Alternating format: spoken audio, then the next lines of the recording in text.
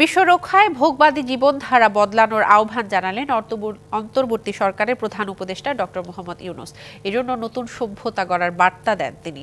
আজারবাইজানে world leaders climate action সামিটে শূন্য net carbon নিঃসরণ, শূন্য সম্পদ ঘনত্ব আর নিজেদের উদ্যোক্তা হিসেবে পরিণত করার মাধ্যমে শূন্য বেকারত্ব সৃষ্টির কথা জোর দিয়ে বলেন তিনি।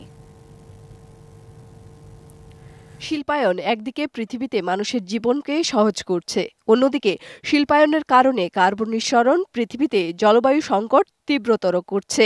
তাতে প্রাকৃতিক বিপর্যয়ে মানব সভ্যতাই ঝুঁকির মুখে। আজারবাইজানের রাজধানী বাকুতে চলা এবারের জলবায়ু সম্মেলনে সবচেয়ে কার্বন নিঃসরণকারী শিল্পোন্নত দেশ যুক্তরাষ্ট্র, রাশিয়া, চীন আর ভারতই অংশ নেয়নি। এই বিশ্ব সম্মেলনের তৃতীয় দিনে বক্তব্য রাখেন বাংলাদেশের অন্তর্বর্তী সরকারের প্রধান উপদেষ্টা ডক্টর মোহাম্মদ ইউনূস।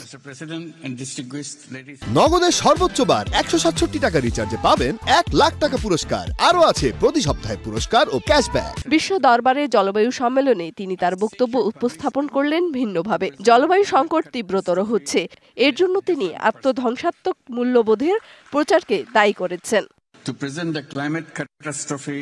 আত্মবিধ্বংসী মূল্যবোধের প্রচার চালিয়ে যাওয়ায় আমাদের সভ্যতা গুরুতর ঝুঁকির মধ্যে পড়েছে। ভয়াবহ পরিস্থিতি এড়ানোর জন্য একটি নতুন পথে যেতে হবে। আর এর থেকে বেরিয়ে আসার জন্য বিশ্ববাসীকে ভোগবাদী জীবনধারা বদলানোর আহ্বান জানান ডক্টর মোহাম্মদ ইউনূস। মানব সভ্যতা টিকিয়ে রাখতে হলে গ্রহণ করতে হবে ভিন্ন জীবনধারা, গড়ে তুলতে হবে ভিন্ন এক সংস্কৃতি, যেখানে যুব শক্তিকে একত্রিত করতে হবে। আর সেটা হতে হবে ৩-০ ধারণা বাস্তবায়নের মধ্য দিয়ে। জলবায়ু সংকট উত্তরণে সম্মেলনে আগামীর যুব সমাজের জন্য ৩ বার্তা দিয়ে ডক্টর মোহাম্মদ ইউনূস বলেন, প্রতিটি ব্যক্তি ৩-০ ব্যক্তি হিসেবে গড়ে উঠবে। শূন্য নেট কার্বন নিঃসরণ, শূন্য সম্পদ ঘনত্ব এবং নিজেদের উদ্যোক্তা হিসেবে পরিণত করার মাধ্যমে শূন্য বেকারত্ব।